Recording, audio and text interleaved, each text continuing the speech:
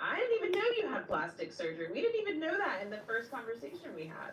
Well, I'm glad you bring that up because it's not you talk about it. I don't think guys talk about it. I mean, I had it. I've told people about it. It's not something I actively like advertise, but I'm trying to get over that embarrassment, that stigma, because I understand that there are plenty of people that put kind of work in their the weight loss journey, and they're like, I lost all this weight, I look good, and I like to fix it, but then you're shamed, so, going like, oh, I'm gonna have plastic surgery. So I want to talk about it more, and Pop is a great place to do that because you guys are all about that. So yeah, no, thanks for having me. I'm so sorry. What was the question? Yeah, how much weight have you lost?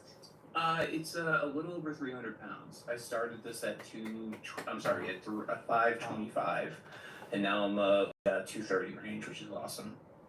Yeah, absolutely. And so what made you start your plastics journey? When did you get the itch to say, okay, I'm gonna do this thing that no one talks about, but I'm gonna do it? It came up ago. So as the doc said, like I lost a bunch of weight, I gained it back, I lost it again. I felt more secure that if I did ever gain it back, I could lose it again. And then other things. I started running, like I got into like 5Ks and that sort of thing, and I had a challenge with that amount of skin. When I would run, if I didn't have like a tight shirt on or a belt or some sort of binding agent around, and most of the time I would ignore it, but sometimes it would just really eat at me, and then like I started getting all kinds of rashes and this and that. So I started talking to my doctor about it, like what are the options, and told me about the penumectomy. I always pronounce it wrong. Apologies. I know. Thank you for laughing.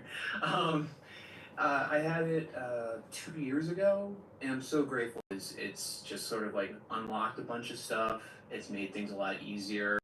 For me personally, I've always struggled with my weight. I've never had a waist. I've always had to like pull my pants up higher, have a longer shirt. Never like put a belt on. You would see like I could never own a belt buckle because it would just get tucked under me. There's a whole bunch of cool stuff with this stuff. It's neat.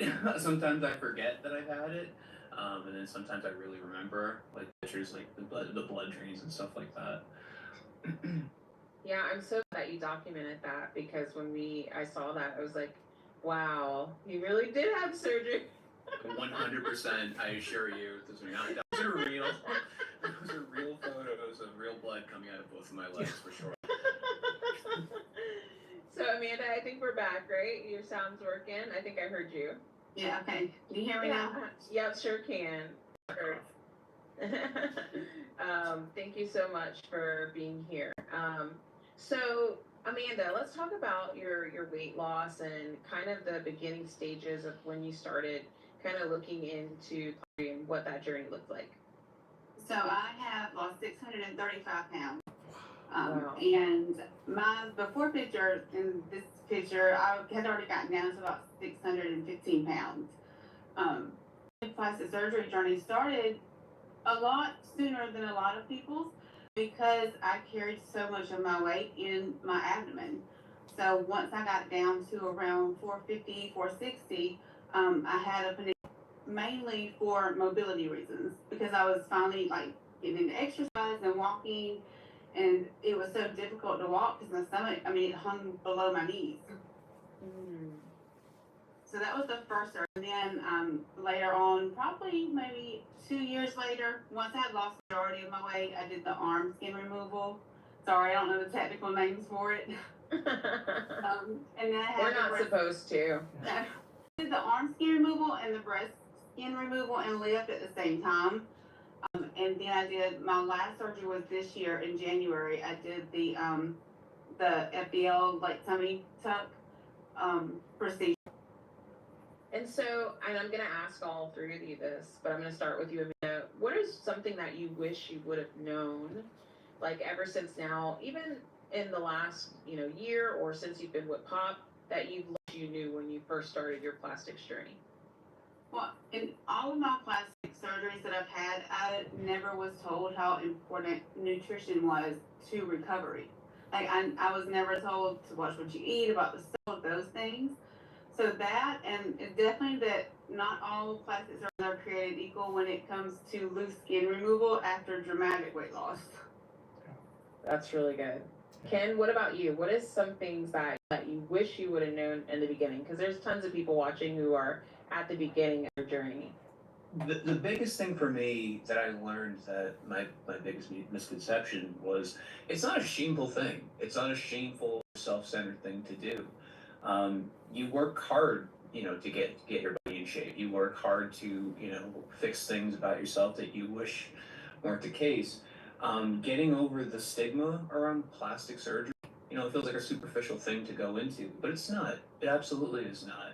It's a big investment in time. It's a big investment in your mental health. It's, big investment from work. And, myself, like, I had like a lot of like, you don't need to do this. Like, this is frivolous. This is why you're gonna put yourself at risk. And I'm so glad that I got over all that stuff, because it was completely worth it. I love that. Thank you for being so honest. Amy, what about you? I did not know that there was a difference between a board certified plastic surgeon and not. I was before POP for my gas and for plastic surgery. I'm very open about this because I had to pay out of pocket for both procedures. I chose both surgeons for both procedures based on money, and I know that's not ideal. Thankfully, I love. But yeah, there's a lot about plastic surgery I had no idea about.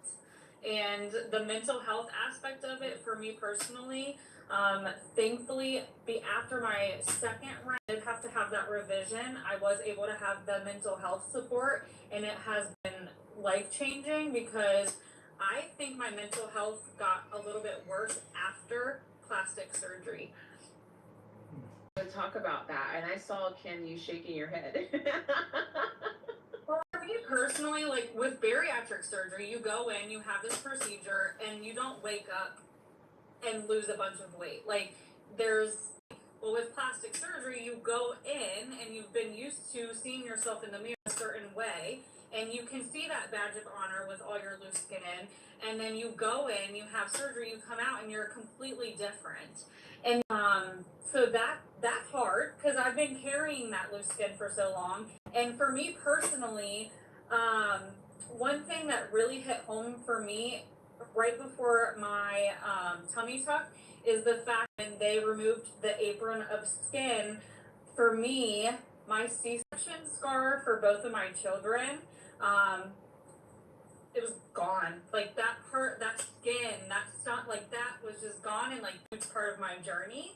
And I never like thought about that going into it. So that took a big toll. But yeah, and then I don't know, like now I can see when I'm bloated, and I had this mentality thinking like, oh, I'm gonna have a tummy tuck, I'm gonna be flat. No. Like I am, but like you can see, you know what I mean? Like you can see things that I haven't been able to see because it's been hiding behind all that extra skin. So it's been a mind game for sure. And I think, Amanda, you have talked in that too, like when you're full, like getting like a food baby or whatever. Right, yeah, because I never experienced that before. I didn't know if something was wrong or what. And like, for me, when I had my panicula, I literally learned how to walk again. Because my entire life, since I was in elementary school, I always had such weight pulling me forward that when I woke up, and they took 80 pounds off of me at one time. So when I woke up, I could not walk. I was like falling over. So they had to put a backpack on me in the hospital to equal me out. And I literally had to like learn to walk again. That's insane. Wow. And Ken, I saw you shaking your head when you said, like, yeah, I feel like my mental health was a little shocked after surgery. What made you shake your head to that? I had a lot of that, actually. I didn't see it coming. I was low. I felt so low, and I guess I thought it was going to be like an easy procedure because like it didn't feel so like life threatening. It felt like surface level, but I was so depressed. I was so down. I couldn't be mobile. Because you're healing up and you have these blood drains and that sort of stuff. The biggest thing for me that was kind of hard to wrap my head around was when I would look in the mirror and I would see like my body, and I was like, okay, I'm very familiar with that. And then I get, and I was like, I don't recognize that, and it felt a little odd. The only thing I can kind of compare it to is if you ever renovated a house, like, sometimes like you'll be like, oh, there's the house, and then there's the part where like the walls are knocked down and stuff. It's different, but it's also your body. So there was like a little bit of a weird disconnection there. The learning to walk again thing, that is absolutely fascinating. I don't have anything like that I used to be able to just like take a towel and just, my belly fat would just sort of like hold on to the towel if I got out. And I remember when I started showering without the binder, I went to go do that and it just fell down. I was like, what the heck? Like, it's normally, what just happened? I was like, So oh, yeah. Dr. Katzen, after 28 or 24 or 24 years, right? Yeah. Of doing this, do these stories sound familiar to you? Have you seen this? And what would your message be? Yeah, 100%. Nutrition is so important. So important that we have a registered dietitian part of my office team. So we guide patients with nutrition. The favorite quote that I got about nutrition was actually from one of my patients who said, think of food, especially protein, after your reconstructive plastic surgery procedures as being even more antibiotics. You need that protein to heal. And if you don't eat that protein, you will not heal. And I've had countless patients who don't follow our suggestions and they don't heal. And then eventually when we finally drill into their head, they eat. And within a couple of days, you can see them changing and healing better once they get that protein in. So protein is so, so essential. Very, very essential. Learning how to walk, very important. We have physical therapists and chiro part of our team to help people retrain how to walk, because with the weight distribution, and then when we get rid of the weight, the body behaves differently. You're used to walking a certain way, and we have people that train that. And then the mental sort of catching up, we definitely see. We have patients, in the office, and I'll have removed, 70, 80 pounds along the way, and they'll look in the mirror and they'll say, I don't see any difference. And I will look at the patient and my staff and even the patient's family going, come on, there's a huge difference. And then often at a point, we'll break out the before pictures and go, oh, this is what you look like before. Do you see a difference now? And they'll go, wow, that was me. Or they'll keep looking in the mirror, and it takes, we find, usually sometimes up to a year or more for the brain to catch up to what the body. So patients will go past the mirror and they'll go, who is that? And there's a brain-body disconnect on what the body looks like after a lot of these procedures. We see that most of the time. Exactly what I experienced after my plastic surgery. It was 14 months after surgery or 12 months after surgery that I admitted I needed to get help in regards to that, because it's not something that you can just do on your own, whether you read up or seek some type of support. And that's, one of the reasons that we created POP, is so that it would be someone that understands the journey that you're going through. Because if they don't understand, they'll be like, what's your problem? You look great. Like, that's what I would hear all the time. Yeah, like, you should be so happy. Like, you look amazing. But if that's not what I see, that's certainly what I need to hear, right? So, exactly. Love the honesty. So we're going to debunk some myths, and we're going to bounce between the ambassadors and Katzen to make sure that we're debunking it with straight facts. So let's talk about, Dr. Katzen, the instant results. Isn't it true that your results actually get better over time? Yes. Yeah, so it takes time. It depends, this is a generalization. We're talking about all plastic surgery procedures, arms and breasts and thighs and tummy, buttock, calves, etc. But after surgeries, there is a period of swelling, all right, and the body is responding to an injury. So the injury is surgery. So the only thing the body can do is rush blood to the area. So blood is rushed to the area, causes swelling. And it takes about a good 6 to 8 weeks minimum for that edema to go away. A lot of that edema swelling has gone away after about 2 weeks, but the majority then takes about 6 to 8 weeks or longer to go. The bigger the procedures, the more invasive, maybe more the liposuction that we're doing, the longer it takes to recover. And so, Caitlin, you've had surgery now a little over a year ago, right? No, it'll be a year in November. Okay, so we're coming up on it. Have you seen that difference in swelling and that kind of going down? How has that been for you? It's been fine. Like I really honestly developed too much. Okay. I'm seeing more like definition, I guess, in my abdomen area. So yeah, I don't. Yeah, I see it too. I'm like, you know, you have like abs coming in, And I'm like, right? no, And no, you're like, no. no, I don't. I'm like, No, oh, I yeah, don't. that's what No. those are. No, it's just a lie.